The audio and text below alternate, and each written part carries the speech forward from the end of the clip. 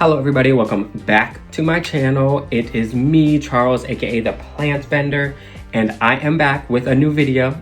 It has not been 8 months, so we're already a step ahead. I told you guys I'd be coming back with videos. That's the plan. I'm just gonna roll them out with whatever I feel like talking about. Not a lot of editing, not a lot of any of that stuff, just putting out the content I want to. If people watch it, great, I hope so. Maybe we could build a little community. But today's video, I'm gonna show you guys kind of what's going on with my plant collection. Not all of it. I think I have like 6 or 7 plants down here on the floor below me. Some thriving, some not thriving. And I'm just gonna kind of jump in about what's been going on, what's really going on with my collection, what's working, what's not, where I'm at, maybe get some advice from you guys, and let's hop into this video. So, about fall time last year, I had a horrible thrip outbreak. It was thrip again up in here. Almost every single plant I had was polluted with thrips. I'm talking like mass outbreak. I was kind of going through a little, self-loathing moment, so I really stopped taking care of my collection, and that is what happened. I never had an issue with pests until I stopped doing my part. So, I will say, I did lose a lot of plants. I lost probably 20 to 30 plants that I couldn't get the thrips under control. No matter what I did, whether it was soil, I did everything. I did everything possible. I completely repotted everything in brand new pots. I spent a lot of money trying to get everything back. Some things doing great. Some things did not make it. Some things are still fighting for their lives. I'm still finding random thrips in places. I'm still fighting them. Nowhere near as bad as it was. But yes. So the first plant I'm going to show you guys, prepare yourself. She's luscious. She's beautiful.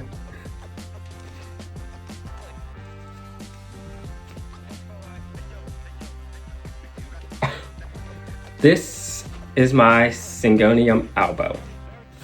This was my Syngonium, picture it. This was my Syngonium albo.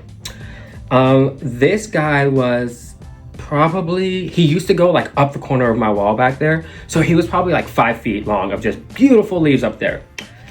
Got thrips, kind of got him under control, but I also messed up its watering schedule. And if you know anything about Syngoniums, these guys, their root system is insane. At least from what I see, is like, I don't know if you guys can see, but like, look at this root system on this plant. This is insane, and it's one single plant. So this is my Syngonium albo. So it was fighting for its life. It had no leaves probably from the dirt, probably up to about here. No leaves, just bare stem, and then leaves going up. I hated it. It was a rough night. I was sick of it looking like that. So I chopped it. I chopped it and I cut it up. It was one long vine. I cut it up. And I put them all into, I basically tried to propagate a bunch of little Syngoniums. Some took, some didn't. I will probably post a photo somewhere if I do, if I remember. If not, I'll post it on my Instagram story or something. You guys can see it. They're not doing well either. But this guy he is coming back. Look, he has a little node. So I'm hoping to have a full plant. I love Syngoniums. I have, I think like 5 or 6 in my collection, like not just the big box store ones, but like actually rare Syngoniums, and I love them. They're usually super easy to take care of, at least for me, fast growing, really hardy plants, but this guy just not. He's still here though. He's fighting for his life, okay? He's still here with us. Next, okay, I'm gonna show you guys a success story next, okay?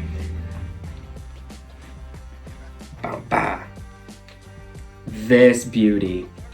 This is my Philodendron joepii, however you want to pronounce it. This guy, I've had him now for at least a year. I've actually cut a lot of leaves off of him because for a while he was like growing crazy. He wasn't laying on the pole, so I chopped a bunch of leaves off of him. Actually, he used to have a lot more leaves over here, but they were just crazy, so I cut them off. But this guy, I mean, this is a new leaf, so I'm gonna try not to touch it so much, but like, look at this. Let me step back. Look at this. He's huge. These leaves, massive. these gorgeous like skeleton key leaves. I mean, come on. He does have some thrip damage on him, and some of its newer leaves are still, I'm not seeing thrips, but I'm seeing maybe a little bit of damage. So I don't know if they were like some stragglers that were left behind. I don't see anything on him now. I've been treating him. I've replaced all of this. But this guy, love this plant. I will admit he's kind of hard to place because look how far these are sticking off from the moss pole.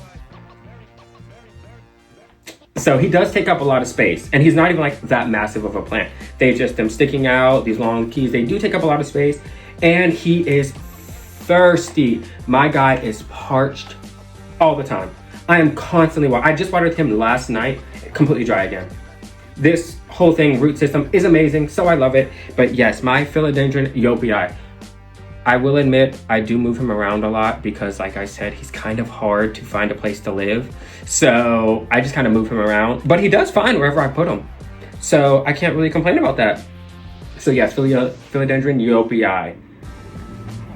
And before you ask, this is how I water my moss poles. Plastic cups, fill them up. I put some little holes in the bottom of it. Works perfectly, especially to keep them moist. Next. So this guy, he's growing, I guess. But I've also heard complaints about this plant. This is my Alocasia Variegated. I've had this plant now since summer of last year. And it was this size when I got it. It had other leaves, but as you see, they were this size. And this plant, literally, it puts out a leaf, another one dies. It's not sizing up. It's either putting out all white leaves and they're just dying because they're not sustainable, or it has put out these leaves and they're kind of doing okay, but this leaf, I don't know. It hasn't grown in size. It has a super healthy root system. I check on its roots all the time. It's on a great watering schedule. It lives in my hutch back there, so it's always at like 70, at minimum 70% humidity. It's always like 70 plus degrees in there. So I don't know if any of you have any tips, tricks, what to do. At first, a lot of its leaves were growing down and I thought it was getting too much light. So I moved it to the bottom of the shelf. They're still kind of doing that. If you can tell, like they're growing down, and it's super firm. So it's not like a watering issue. He's just not sizing up. He's not doing anything. Like, I love the way it looks, but I'm going to admit, I'm not fully in love with this plant. So I've been thinking about giving it away. I don't even want to sell it because it's so temperamental. I want to just like find somebody who, that's the last bit of my mental health, who wants it, and then just give it away to someone, maybe someone else who can get it to grow, because they are beautiful when they're mature, but I just don't have any luck. So any tips from you guys, tricks, anything that you know works, anything, your boy is all ears. My love. Maybe I should just stick with philodendrons. I have showed this beauty before with way less leaves, but I mean, come on. This is my philodendron, billietiae. I believe a lot of people like to pronounce it like that, and billietiae, kind of depends, but look at the size of these leaves. This is my hand. Massive. It's like the length of my forearm. These are insane. New leaf coming out, gorgeous, nice thick stem. This guy, another one, not going to lie, not the easiest to find space for. I know, like last year I did a video of easy houseplants and this was one of them. And I still hold true to that. This is very easy to care for. I water it when it's dry and that's about what I do. Because I use all of these cups, I can keep an eye on the root systems of all my plants, so I don't worry about that. Everything's in my chunky aeroid mix. I use the same aeroid mix I make for all of my plants. And he's just chilling. I store him on a shelf against the wall. That's why he kind of has no leaves back here. And it works because he's able to just keep up, like he just goes against the wall. And that's where he lives. But this guy, stunning, beautiful. Look at these leaves. I mean, come on. And they just keep getting bigger and bigger. It's constantly putting out new leaves. Like this leaf, not even hardened yet, and another one is coming. This guy put out all of these leaves through the winter. I will say most of my plants do not go dormant during the winter, which obviously I live in an apartment, it's still warm. I keep grow lights on. They definitely slow down, but most of them do not go dormant. And this guy, huge. I've been thinking about maybe putting him on a moss pole. Has anyone put their billietiae on a moss pole? Does anyone have any photos of what it looks like on a moss pole? Is it gonna actually help it size up? Because it's already giving me really mature big leaves. And honestly, I don't know if I want bigger leaves or if I want to go deal with the moss pole. Not gonna lie, my moss pole journey might be coming to an end, not loving them, but that's a different video. But yeah, anyone ever put one of these on a moss pole? Is it gonna help, especially since it's kind of already flat?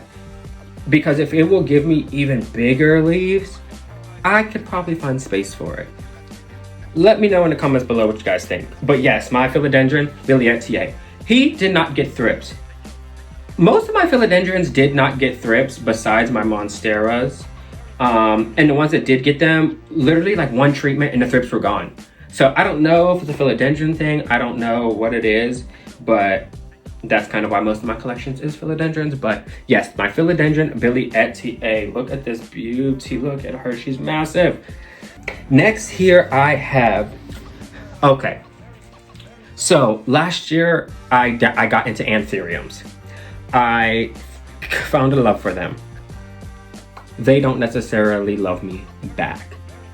It's, you know, put that piece off.